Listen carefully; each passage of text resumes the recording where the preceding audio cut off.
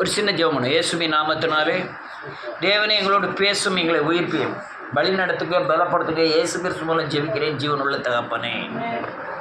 கர்த்தர் நல்லவர். இயேசு கிறிஸ்துவின் நாமத்தினாலே சோதரம். உன் பேர் என்ன பேருமா? இனியா மறந்து போகுது.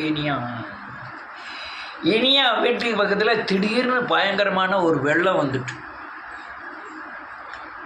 வெள்ளத்தில் டக்குன்னு இவன் வெள்ளத்தில் போய்கிட்டு இருக்கான். எங்கள் கிழக்கு பார்க்க போகிறாங்க ஆற்றுக்குள்ள. போகும்போது ஒரு பாறை அமிட்டுது. பாறையில் நின்றுக்கிட்டு பாறை போய்கிட்டே இருக்கு. என்ன பாறை போய்கிட்டே இருக்குன்னு பார்க்க, பாறை வலுவலுன்னு வேற இருக்கு. அது திரும்பி பார்த்து ஆண் வாய்ப்பழகு காண்டாமிருகம். அடேங்கப்பா காண்டாமிருகம்னு தப்பி கோடி குதிச்சு அடுத்தால இன்னொரு பாறையில் போய் உட்காந்துக்கிட்டான். அந்த பாறையும் போய்கிட்டு இருக்கு.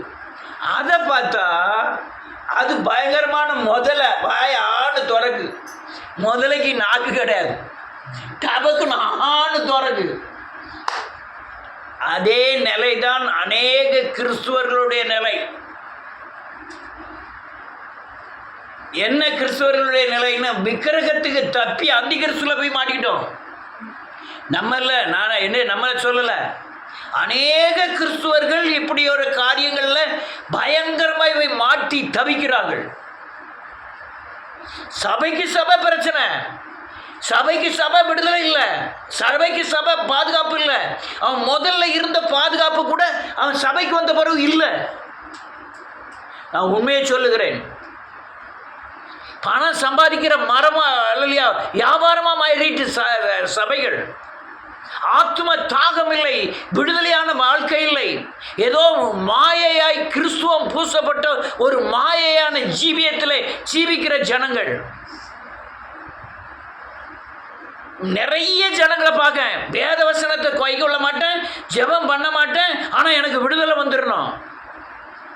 அநேகருடைய தன்மை அப்படிதான். நான் வேத வசனத்தின் அடிப்படையில் நடக்க மாட்டேன், ஆனால் தேவனை நோக்கி கூப்பிட மாட்டேன், என்னை நானே உணர மாட்டேன். ஆனால் ஏதோ சபையில் போய் 10, 100, 1000, 2000 நான் காணிக்க போடுவேன். கர்த்தர் என்னை காரியங்களை கல்யாணத்தை முடிச்சிடணும், வீட்டை தந்துடணும், என்னை செழிப்பாக வச்சிடணும்னு அநேக மூடர்கள் இப்படி தேவனை சேவிக்க ஆரம்பித்திருக்கிறார்கள். காரணம், அந்த விக்கிரகத்துக்கு தப்பி அந்தி கிறிஸ்துவில் மாட்டிக்கிட்டாங்க. சிங்கத்துக்கு தப்பி சர்ப்பத்திட்ட போய் மாட்டிக்கிட்டாங்க. அநேகர் அப்படிதான் மாட்டிக்கிட்டாங்க. சிங்கத்துக்கிட்ட தப்பி சர்ப்பத்திட்ட போய் மாட்டிக்கிட்டாங்க. நான் விக்கிரகத்தை சேவிக்கும் போது இருந்த ஒரு மாயையான விடுதலை, ஒரு மாயையான சந்தோஷம். தெருலாம் பார்த்தா எவ்வளவு அண்ணன் தம்பி மாதிரி பழகுதல். என்னக்கா வாங்க, என்ன ராமர் வாங்க, சாப்பிட்டேலா வச்சேலா, என்ன கேள்விகள். ஆனால் இங்கே வந்து அப்புறம் அது இல்லைன்னாலும் கர்த்தர் போஷிக்கிறத நம்ம உணர்ந்தோம்.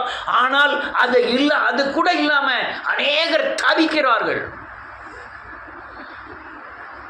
கிறிஸ்துவ ஜீவன் ஆழமாக நீங்கள் உள்ளே போய் பார்த்தீங்கன்னா, ஒவ்வொரு ஜனமும் அவர்கள் இந்துவில் இருக்கும்போது, விக்கிரகத்தை சேவிக்கும் போது இருந்த அல்லேலூயா சரியான விடுதலை கூட தேவனுக்குள்ள வந்த பிறகு இல்லை என்பதுதான் உண்மை.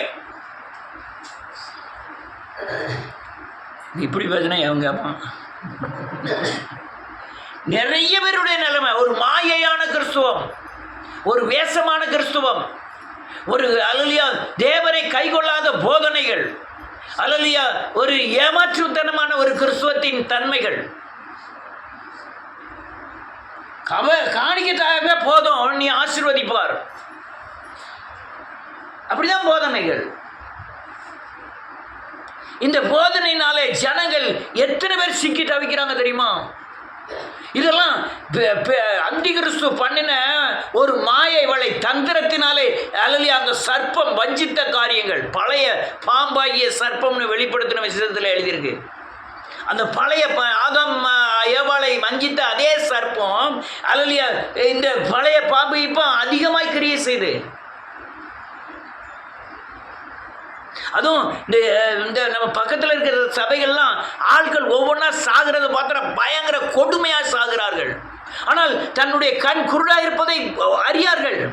நான் ஏன் இப்படி இருக்கேன், நான் தேவனை வந்த பிறகு தேவனுக்குள்ள ஒரு சரியான விடுதலை இருக்கணுமே, அந்த உணர்வே இல்லை. அதே மாதிரி நீ எவ்வளவுதான் சத்தியத்தை போதித்தாலும் அதை உணரக்கூடிய பலனும் இல்லை. அந்த வேத வசனத்தை கைகொள்ளணும்னு போதித்தாலும் இது இது இது கடினமான உபதேசம், அல்லது இது புரிந்து கொள்ள முடியாத ஒரு தன்மை, அல்லது இதை யார் நடைமுறைப்படுத்த முடியுங்கிற ஒரு தன்மை, அதற்கேற்ற போதனை நடைமுறைப்படுத்த வேண்டாங்கிற ஒரு போதனை, இதெல்லாம் சேர்ந்து தான் அநேகருடைய வாழ்க்கை இன்னைக்கு பயங்கர கேள்விக்குறியாய் மாறிட்டு. எதுக்கு சபைக்கு இருக்காங்க? சபையை விட்டு இருந்தால் தனி மனுஷன் ஆயிடுவான். எதுக்கு போகிறாங்க? கல்யாணம் முடிக்கணும், செத்தா தூக்கி போடணும். எதுக்கு சபைக்கு போகிறாங்க? அல்லலியா கொஞ்சம் ஒரு கிளுகிழுப்பாக பேசுகிறாங்க, கர்த்தர் பாதுகாக்கிறார் ஆசீர்வதிக்கிறான்னு பேசுகிறாங்க. எதுக்கு சபைக்கு போகிறாங்க? பாட்டு படித்தா நல்லா ஆட போகிறாங்க. எதுக்கு சபைக்கு போகிறாங்க? ஆவியில் நிரம்பி அல்லலியா குதிக்க போகிறாங்க. எதுக்கு போகிறாங்க? ஏதோ இனிமையான 4 வார்த்தையாவது நீ ஆசீர்வதிப்பார்னு சொல்கிறாங்களாங்கிறதுக்காக போகிறாங்க. எதுக்கு போகிறாங்க? ஏதோ அந்தி கிறிஸ்துவின் ஆவினாலே நிரப்பப்பட்டு அந்த அபிஷேகத்தின் கிளர்ச்சிக்காக போகிறாங்க. ஆனால் வேதம் சொல்லுகிற விடுதலையை அநேகர் சுதந்திரிக்கவில்லை. அல்லேலூயா. கிறிஸ்துவம் இது இல்லை. இது இந்த இப்போ இப்போ இப்போ மாயான அல்லலியா ஏமாற்றுத்தனமான இந்த கிறிஸ்துவம் மெய்யான கிறிஸ்துவம் அல்ல. ஒன்றுமில்லாத இருந்தும் எல்லாம் உடையவனாய் வாழ்வதுதான் கிறிஸ்துவம். அநேகரை ஆசீர்வதிக்கிறவனாய், அநேகருக்கு அன்பு செலுத்துகிறவனாய், தேவனை நம்பி மட்டும் ஜீவிக்கிறவனாய் இருக்கிறது தான் கிறிஸ்துவம். நாளைய பற்றி கவலைப்படாமல் இருக்கிறது தான் கிறிஸ்துவம். சாவை குறித்து பயப்படாதபடி இருக்கிறது தான் கிறிஸ்துவம். அல்லலியா. இப்போ என்ன கிறிஸ்துவம்? செத்து பிழைக்கிறான் மனுஷன். அல்லேலூயா. அநேகர் ஊழியம் செய்தவர்கள் கூட அநேகர் அல்லேலூயா நல்ல மனுஷர்கள் தான். ஆனால் அவர்கள் கிறிஸ்துவ மதத்தின் சாயலை உருவாக்கினாலே தவிர கிறிஸ்துவை உருவாக்கவில்லை. நான் ஒவ்வொருவருக்குள்ளும் கிறிஸ்துவை உருவாக்குகிறேன். ஆனால் கிறிஸ்துவ மதத்தின் சாயலை உருவாக்குனதுனால தான் அவங்க தனிப்பட்ட முறையில் தேவனை சேவிக்கிறதுனால தான், தனிப்பட்ட வேத வசனத்தின் மூலமாக இயேசுவை பார்க்கறதுனால தான் சரியான ஒரு சமாதானத்தை, விடுதலையை சுதந்திரிக்கிறார்கள். மதத்தின் சாயல் யாருக்கே வேணும்? மதத்தின் சாயலும் அந்தி கிறிஸ்துவும் ஒன்று. நீ மத சாயல் பூசிக்கிட்டு நான் கிறிஸ்துவன் இருந்து ஒரு பிரயோஜனம் கிடையாது. ஆனால் நீ கிறிஸ்துவை உடையவனாய் வாழ கற்றுக்கொள்ள வேண்டும். கிறிஸ்து உங்களுக்குள்ளே இருந்தால் தான் நீங்கள் பிசாசை ஜெயிக்க முடியும். கிறிஸ்து உங்களுக்குள்ளே இருந்தால் தான் தேவ சமாதானத்தில் வாழ முடியும். இன்னொன்று சொல்கிறேன், இந்த உலக ஜீவியம் என்பது வேறு, கிறிஸ்துவ ஜீவியம் என்பது வேறு. இது காணாத உலகத்தில் வாழக்கூடிய கிறிஸ்துவ ஜீவியம். கண்டு விசுவாசிக்கிறவன் அல்ல, நான் காணாமல் விசுவாசிக்கிறவன்.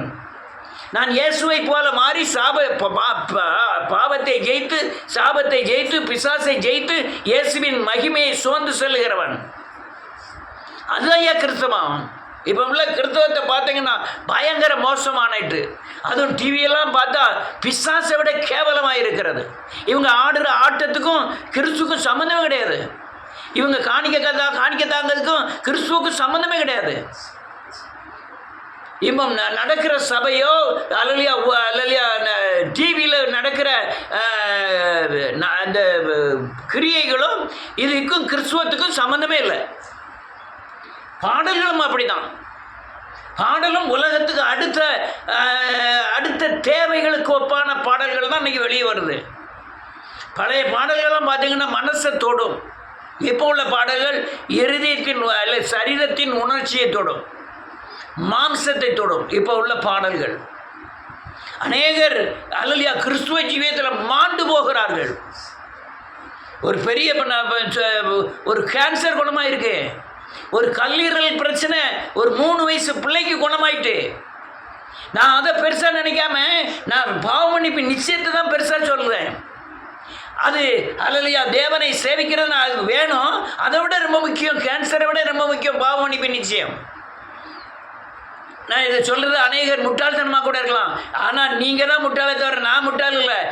இப்போ கேன்சர் வந்து செத்தால் நான் பரலோக ராஜ்யத்துக்கு போகக்கூடிய பாவ மன்னிப்பு நிச்சயத்தை நான் பெற்றிருக்க வேண்டும். அல்லேலூயா, அல்லேலூயா. ஒரு விசை சிங்கம், ஒரு விசை கரடி அல்லலியா வாயில சிக்கி தவிக்கிறாங்க. அல்லலியா சிங்கத்தின் வாயில சர்ப்பம் பல கோணத்தில் வஞ்சிக்கிறது. நான் கொடிய விக்கிரகத்திலிருந்து தான் வந்திருக்கிறேன். அந்த விக்கிரகத்தின் சுவாபமும் சாயலும் அதனுடைய தாக்குதலும் அதிகமாக இருந்ததுனால தான் நான் கிறிஸ்துக்குள்ளே வந்தேன். ஆனால் கிறிஸ்துக்குள்ள வந்தது அங்கே இருந்ததை விட இங்கே பயங்கரமான தாக்குதல் வேற கோணத்தில். அது அறியாம புதிதான வகையில் நானே புரிந்து கொள்ள முடியாத அளவுக்கு இங்கே தாக்குதலை பார்த்தேன். காரணம் என்னன்னா, அழைப்பில்லாத ஊழியர்கள் அல்லது உருவாக்கப்படாத விசுவாசிகள், எவன் ஒரு இயேசுவை கிறிஸ்துவை போல உருவாகி இருக்கிறானோ அவன் அல்லது அந்த பூமியில வித்தியாசப்பட்டவன், ஒளியாய் இருக்கிறவன், வெளிச்சமாய் இருக்கிறவன், உலகத்துக்கு உப்பாய் இருக்கிறவன். நான் இப்போ 30 வருடமாய் ஓடிக்கொண்டிருக்கிறேன். எனக்கு எந்த பிரதிபலிப்பும் இல்லை. அநேக ஆத்மாக்களை நான் சந்திக்கல. ஆனாலும் என்னுடைய ஆதியில் கொண்ட அந்த வைராக்கியமும் ஆவியில் கொண்ட ஓட்டமும் அல்லது பிரயாசமும் கொஞ்சம் கூட குறையல. காரணம் என்னன்னா, இது அழைப்பு, இன்னொன்று தேவனை குறித்த அறிவு. சாபத்திலிருந்து நான் முழுமையாக விடுதலை ஆனால்தான், பாவத்திலிருந்து விடுதலை ஆக போய் தான் இந்த தேவ வைராக்கியம் எனக்குள்ளே இருக்கிறது. அநேகர் கிறிஸ்துக்குள்ள வந்த பிறகு கூட செய்வினை, விக்கிரகப்பட்டின் பிடிகள் அல்லது சுவாபத்தின் தன்மையின் பிடிகள் அல்லது பேயின் போராட்டங்கள், இதுக்குள்ள நிறைய பேர் சிக்கியிருக்காங்க. நிறைய. ஆனால் எழுப்புதல் அப்படி கிடையாது. கொஞ்ச காலம் பேய் போராட்டமாக, கொஞ்ச காலம் செய்வனை பிடியா, கொஞ்ச காலம் சுவாபம் மாறுதலா, கொஞ்ச காலம். அதுக்கப்புறம் இவங்க இந்த இந்த லோக்கல் பிசாசை புறமே ஜெயிச்சிருவாங்க. இவங்களோட போராட்டம் பூரா அந்தி கிறிஸ்துவோட தான் இருக்கும். நீ அநேக சபைகளை அந்தி கிறிஸ்து ஆள்றான். நிறைய சபைகளை பார்த்துட்டேன். அல்லேலூயா. ஒரு நன்றியோடு கூட துதிக்கிற ஒரு வசனத்தை வாசிப்போம். யாத்திராகமத்தின் புஸ்தகம் 6வது அதிகாரம்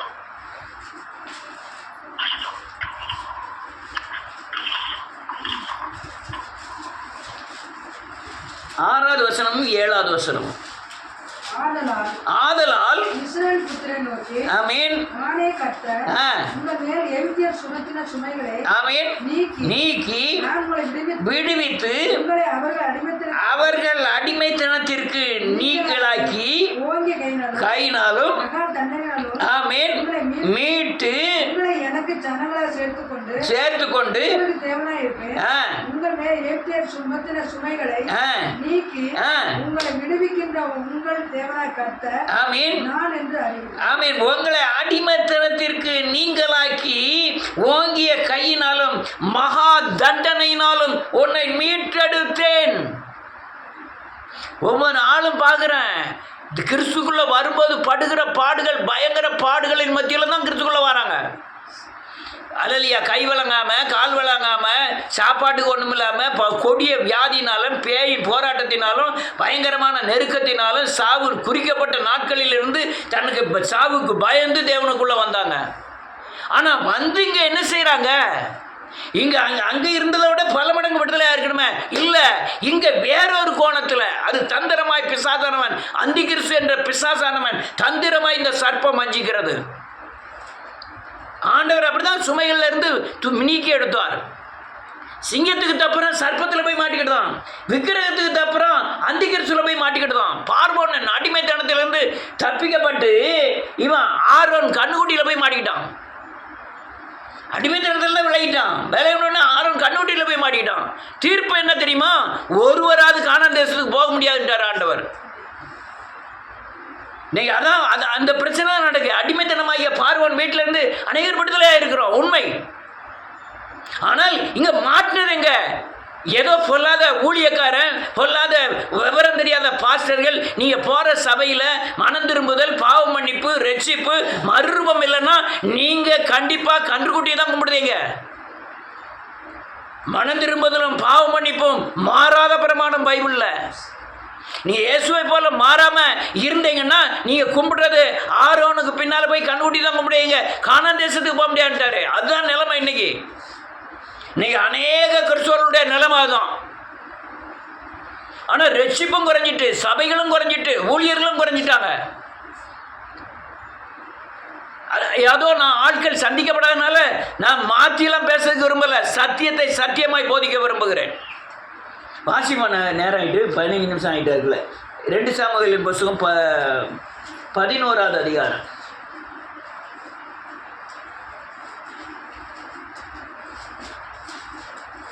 17வது அதிகாரம். 1 சாமுவேல் எடுப்போம். 1 சாமுவேல் 17வது அதிகாரம். செல்லில் யாராவது வாசிங்களேன். 34 இருந்து வாசிக்கலாம்.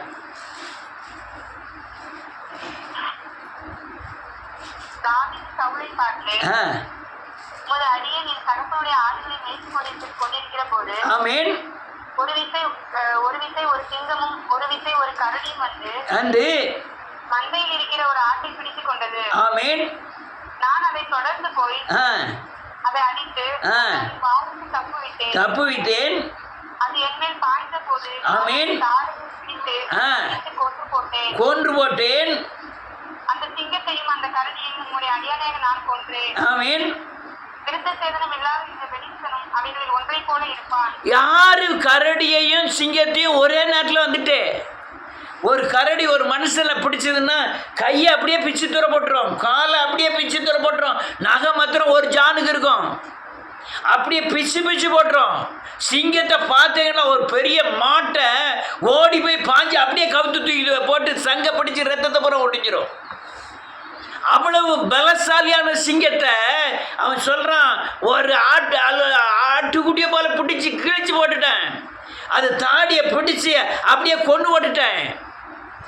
பெரிய சிங்கத்தை கொண்டு போட்டான். உண்மை.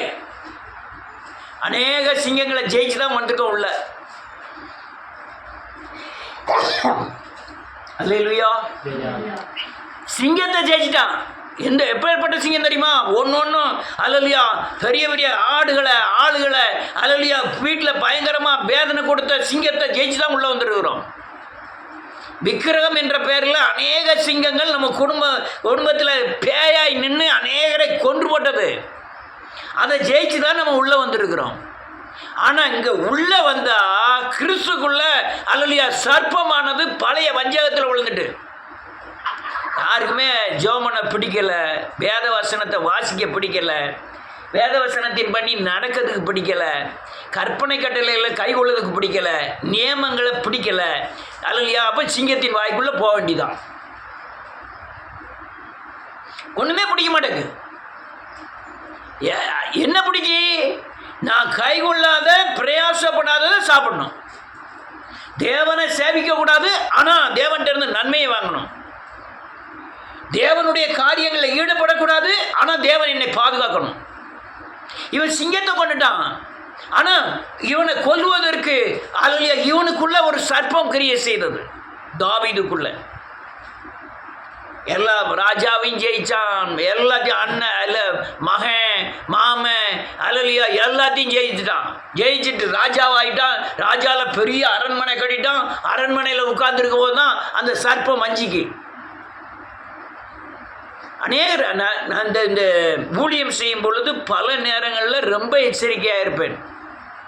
கண்களின் இச்சையானாலும் சரி, பொருளாசையானாலும் சரி, ரொம்ப கவனமாக இருப்பேன். ஏன்னா அது சர்ப்பம், எனக்கு தெரியும் அது வஞ்சிக்கும்னு. நீங்கள் 10 பைசா இல்லாமல் அப்படியே அல்லையா ஒரு டீ குடிக்க கூட 10 பைசா இல்லாமல் இருப்பேன்.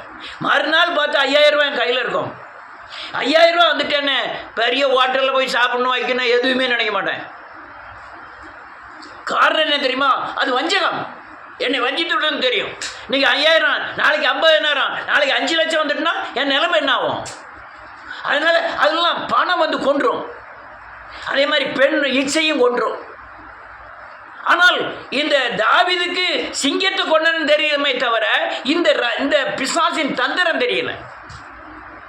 அவன் ஆண்டவர் சொல்லாரு, நீ இந்த மனைவி ஏகப்பட்ட மனைவி 5 பேர் 6 பேரோ கட்டினான்னு நினைக்கிறேன். அந்த இப்படி போய் கேட்டிருக்க, நீ என்கிட்ட திரும்பவும் கேட்டாலும் நான் உனக்கு ஒரு மனைவியை தந்திருப்பேனே, நீ ஏன் அப்படி செஞ்சான்னு கேட்காரு. வாசிப்போமே, இதில் செல்லில் வாசிக்கலாம். 2 சாமுவேல் புத்தகம் 11வது அதிகாரம் 1, 2, 3, 4.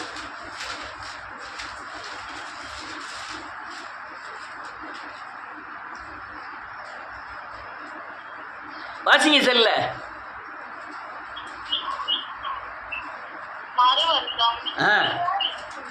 ராஜாக்கள் யுத்தத்திற்கு புறப்படும் காலம் வரும். அந்த போது ஆமென் தாவீது யோவாபையும் கூட தன் சேவகரையும் இஸ்ரவேல் அனைத்தும் புத்திரரை அனுப்பவும் ஆமென். ரப்பாவை முற்றுகை போடவும் அனுப்பினான். தாவீதோ நினைவில் இருந்து விட்டான். என்ன நடக்கு பாருங்க. ஒரு நிமிஷம். தாவீது யுத்த வீரன். யுத்தம் நடக்குன்னா படையில முன்னால நிக்கணும். இந்த பிசாசின் ராஜதந்திரத்துக்குள்ள விழுந்துட்டான். சர்ப்பம் இவனை வஞ்சிக்க போது. இந்த வெளியே நிற்கிற சிங்கத்தை கொண்டுட்டான். உள்ள ஒரு சிங்கம் இருந்து இவனை கொல்ல பாக்கு. அப்படிதான் இன்னைக்கு கிறிஸ்துவ ஜீவியம். அப்படிதான் அங்க பயங்கரமான அல்லையா குல தெய்வங்கள் விக்கிரகங்கள் எல்லாத்தையும் ஜெயிச்சு உள்ள வந்திருப்பான். உள்ள வந்து சரியானபடி கொஞ்சம் பணத்தை கொடுத்து உட்கார வச்சிருவான் பிசாசு. புகழை கொடுத்து உட்கார வச்சிருவான் பிசாசு. அல்லையா அநேக ஆத்மாக்கள் உங்களை புகழ்ந்து பார்த்தா உடனே அடேங்கப்பாங்கிற மாதிரி என்னமா இந்த அக்கா ஜெபம் தான் அப்படின்னு ஒரு குளிர்ச்சி வைக்கணும் உள்ள. அல்லேலூயா. அநேகருடைய வீழ்ச்சி அப்படிதான். அல்லேலூயா. தாவீது எங்கே படுத்துட்டான். குளிக்கும் போது ஒரு பெண்ணை பார்க்குறான். அவளை கொண்டு வந்து அதை கெடுத்து குழந்தை உண்டாயிட்டு. குழந்தை உடனே கணவனையும் அல்லேலூயா நன்றியோடு கூட ஆள் வச்சு குளோஸ் பண்ணிட்டான். ஒரு வருஷம் அது வருஷம் வாசிப்போமே 11வது அதிகாரம் 14வது வசனத்திலிருந்து.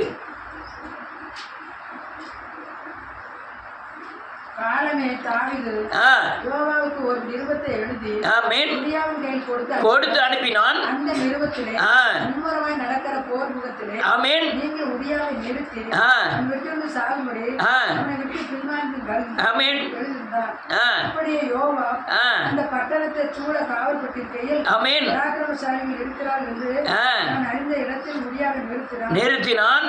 மனுஷர் புறப்பட்டு வந்து யோவாவோட உச்ச பண்ணுகையில் தாவீதின் சேவராகிய ஜனத்தில் சிலர் விழுந்து பண்ணாங்க. அவனை முன்ன ஓட்டுட்டு எல்லாரும் பின்வாங்கிட்டான். இது பயங்கரமான தாவீதுக்கு செய்த பிசாசின் பயங்கரமான வேசித்தனம். இன்னொன்று கொலை பாதகம் கொண்டு வந்து மாட்டிட்டான். அண்ணன் கர்த்தர் சொன்னார் பாருங்க 12வது அதிகாரம் 12வது வசனம்.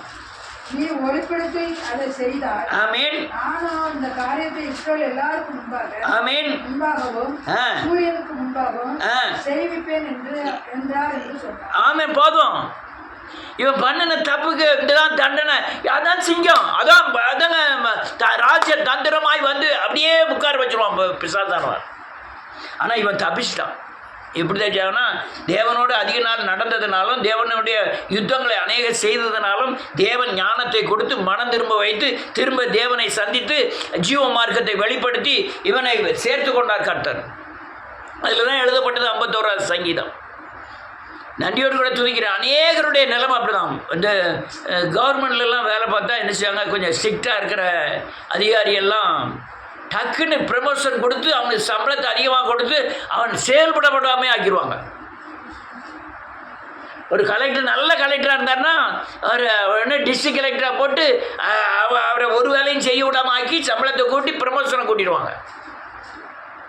இது பிசாசு பண்ணுகிற பயங்கரமான ஒரு தந்திரங்கள். அப்படி தான் அநேகரை வீழ்ச்சியில் கொண்டு வந்து நடத்துகிறோம். ரொம்ப பேர் கிறிஸ்துக்குள்ள விடுதலையாக இல்லை. நீங்கள் ஒத்துக்கிட்டீங்களா ஒத்துக்கலையா? உண்மையான காரியம் அதான். இன்னொரு வசனத்தை வாசிப்போம்.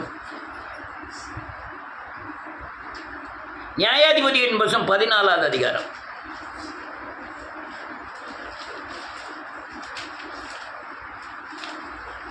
பக்கம் 322 5வது வசனத்திலிருந்து.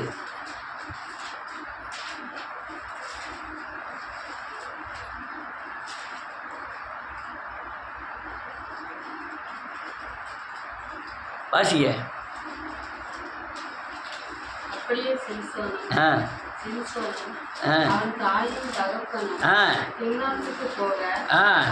புறப்பட்டார்கள்.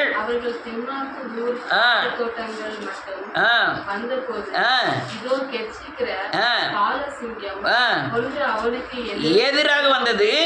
அப்பொழுது கர்த்தருடைய ஆவி ஆமென் அவன் மேல் பலமாய் இறங்கின அந்த நாள் அவன் தன் கையில் ஒன்றும் இல்லாதிருந்தான். ஆமென் அதை ஒரு ஆட்டுக்குட்டியை ஆமென் கிழித்து போடுகிறது போல் ஆமென் கிழித்து போட்டான். ஆமென் ஆனாலும் நான் செய்ததை அவன் தன் தாய் தகப்பனுக்கு அறிவிக்க. அவன் முதல்ல கிறிஸ்துவனா சேர்க்கும் போது அப்படிதான் ஒரு பயங்கரமான ஜெபங்கள், ஒரு வைராக்கியங்கள், ஓட்டங்கள், பிரயாசங்கள், எத்தனை சிங்கம் வந்தாலும் ஜெயிக்கக்கூடிய பலங்கள்.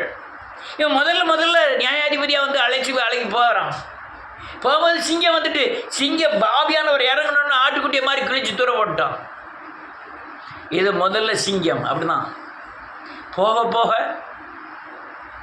அநேகருக்கு தான் போகிற சபையில் தான் பாதுகாக்கப்படுகிறோமா அல்லது சிக்குறோமான்னு தெரியவே இல்லை. நான் போகிற சபையில் எனக்கு பின்னால் அல்லையா தேவனாலே பாதுகாப்பு இருக்கா இல்லையா அந்த தன்மையே தெரியல.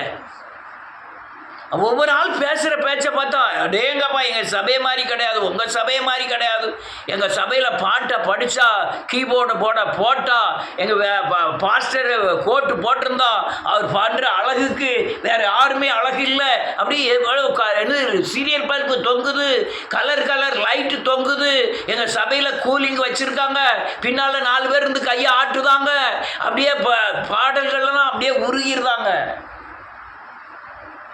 சுத்த பிசாசு. நீ தேவனை போதிக்காம தேவனை போல மாறுவதற்காக பிரயாசப்படாத எந்த சபையும் அல்லேலூயா கள்ளர் கூட்டம் தான். பணத்தை பற்றி பேசுகிற எந்த சபையும் அது கள்ளர் கூட்டம் தான். அழகா சொன்னார் கர்த்தர், சவுக்கை எடுத்துட்டு பின்னிட்டாரு. என்னுடைய வீடு ஜெப வீடு என்னப்படும், ஒரு ஜெபமே கிடையாது, அதனால் இது கள்ளர் குகைன்னாரு. அப்படிதான் ஆக்கி வச்சுருக்காங்க எல்லா சபையில், அநேக சபையில் அப்படி தான் ஆக்கி வச்சுருக்காங்க. நான் அநேக நேரம் நினைப்பேன், இந்த 20 பேர் 15 பேரையே கரைத்துறை அற்றவர்களாக நிறுத்துக்க முடியலையே. ஒரு சபையில் 500 பேர் வராங்க, 1000 பேர் வராங்க, யாரை விசாரித்து யாரை மாதிரி ஆக்க முடியும்? இவங்களே அடின்னு அடித்து சாதி கிடையாதுங்கிற அடிக்கிறதுக்கு பல அடி அடிச்சிருக்கேன்.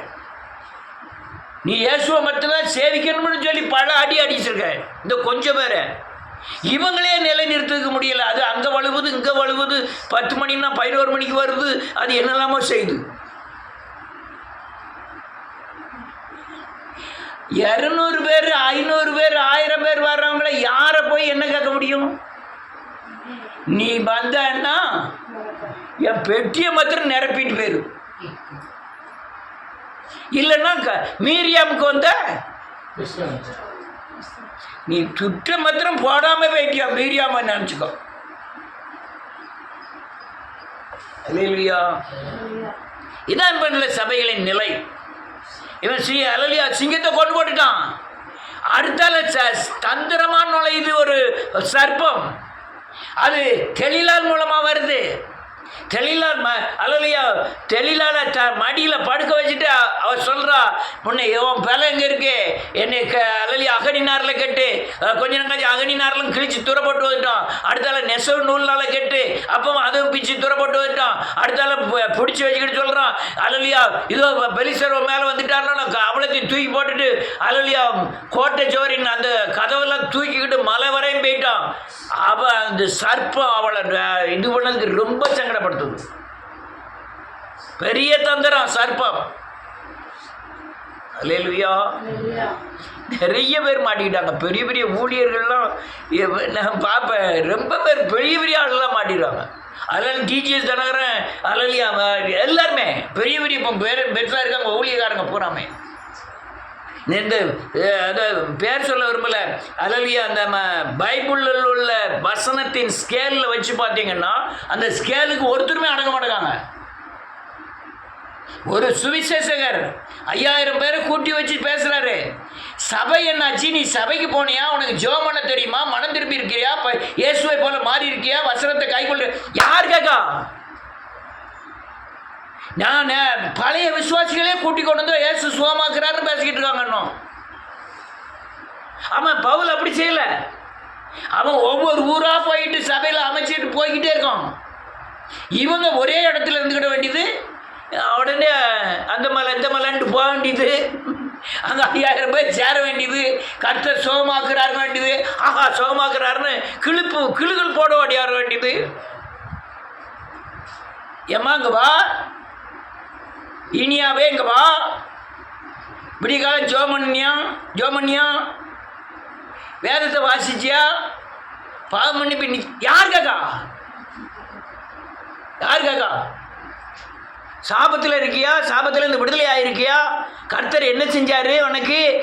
5000 பேர் விசாரிக்க முடியாது. அவன் என்ன செஞ்சிட்டான் தெரியுமா? மோசை விசாரிக்கிறதுக்கு 10,000 பேருக்கு ஒருத்தர் நியமிச்சான், 10 பேருக்கு ஒரு ஆளை நியமிச்சான், 100 பேருக்கு ஒரு ஆளை நியமிச்சான், 1000 பேருக்கு ஒரு ஆளை நியமிச்சான், 10,000 பேருக்கு ஒரு ஆளை நியமிச்சான். உங்களால் முடியாத கேஸை என்கிட்ட கொண்டு வந்துட்டான். அப்படி பிரித்து விட்டு அநேகரை உருவாக்கணுங்களா? ஏன்ட்ட இருந்தால் அப்படிதான் செய்வேன். அப்படி கைக்குள்ள இல்லையா, நீ வராத, பைபிள் தூக்காத, உன் காணிக்கை இதுக்கு ஒன்று வந்து காணிக்கை பற்றி தீட்டுப்படுத்தாத. அல்லேலூயா. யார் செய்தா? இது இப்போ நீ சிக்கிக்கிட்டு இருக்கவே நேரம் இதே காரியங்கள் இதுதான். அல்லேலூயா. அவ எப்படி கேட்கான்னு பாருங்க. நியாயாதிபதியின் புஸ்தகம் 16வது அதிகாரம் 15, 16, 17. அப்பொழுது அவள் அவனை பார்த்து, உன் இருதயம் என்னோட இராதிருக்க என்னை சிநேகிக்கிறேன் என்று நீ எப்படி சொல்லுகிறாய்? நீ இந்த 3 விஷயம் என்னை பரியாசம் பண்ணி இருக்கிறாய் அல்லவா? பண்ணினாய் அல்லவா? உன்னுடைய மகாபலம் என்னால் உண்டாயிருக்கிறது. ஆமென். எனக்கு சொல்லாம போனாயே என்று சொல்லி இப்படி அவனை தினந்தனம் தன் வார்த்தையில் நெருக்கி அலட்டி சாகத்தக்கதாய் அவன் ஆத்துமா விசனப்பட்டு அவளுக்கு வெளிப்படுத்தி ஆமென் ஆமென் ஆமென்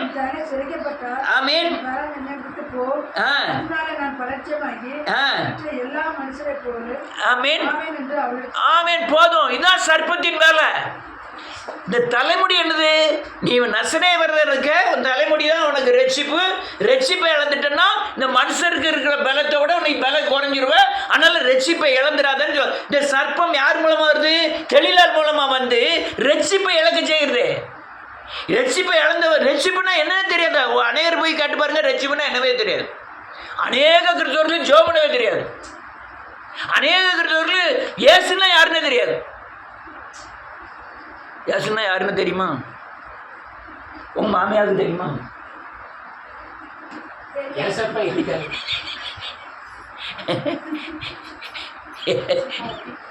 இயேசுநாதர் எங்க பிறந்தாரு? எங்க அதெல்லாம் வேண்டாம். இயேசு என் பாவத்திற்காய் மரித்து எனக்காய் அடக்கம் பண்ணப்பட்டு எனக்காய் உயிர்த்தார். இது தெரியுமா? போதிக்கணும்ல. இன்னைக்கு அதான் பிரச்சனை. இன்னைக்கு இப்போ சர்ப்பம் பயங்கரமா உலகம் பூரா வஞ்சித்து இருக்கு. இன்னும் எத்தனையோ குழப்பங்கள். இயேசுதான் தேவன், அல்லேலூயா, பிதாவும் தேவன் இல்லை, பரிசுத்தாவின் தேவன் இல்லை பிதா தான் தேவன், யெகோவா தான் தேவன், இயேசுவை நம்பப்படாது, பரிசுத்தாவியை நம்பப்படாது, பரிசுத்தாவி தான் தேவன், இயேசுவை நம்பப்படாது, பிதா. இதெல்லாம் பயங்கர குழப்படிகள். 7ஆம் நாள் தான், 6ஆம் நாள் தான், 7ஆம் நாள் தான், இயேசுவின் நாமத்தினால தான் ஞானஸ்நானம் நடக்கணும், மற்றதெல்லாம் கிடையாது. இதெல்லாம் இந்த குழப்படிக்குள்ளே ஏன் போகணுங்க? அநேகர் காயப்படுகிறார்கள். ரொம்ப பேர் கிறிஸ்துவுள்ள வந்து நானே நினைப்பேன், இவங்கெல்லாம் ரட்சிக்கப்படாமல் இருப்பது நல்லது. நீ அங்கே விக்கிரகத்தில் இருக்கும்போது அது அண்ணன் மாமன் மச்சான் எல்லாம் நினைச்சா உள்ள மனசுக்குள்ள நீ செத்து தொலைன்னு சொன்னா நினைச்சாலும் வெளியே என்னக்கா நல்லா இருக்கியா சாப்பிட்டியான்னு அது கேட்காங்கலாம். ஆனால் மனசுக்குள்ள அப்படிதான் நினைக்கிறாங்க. ஆனால் வெளியே இப்படி வாழுதானே அப்படின்னு மனசுக்குள்ள நினைக்கிறாங்க. ஆனால் வெளியே தங்கம் நல்லா இருக்கியா தங்கம்னு கேட்காங்க. இதுதான் உலகம். அந்த அங்கேயாவது அவ்வளவு இருந்தத இங்கே விசாரிப்பார் இல்லை. என்ன சாப்பிட்டியான்னு கேட்கறது யாராவது இருக்காங்களா?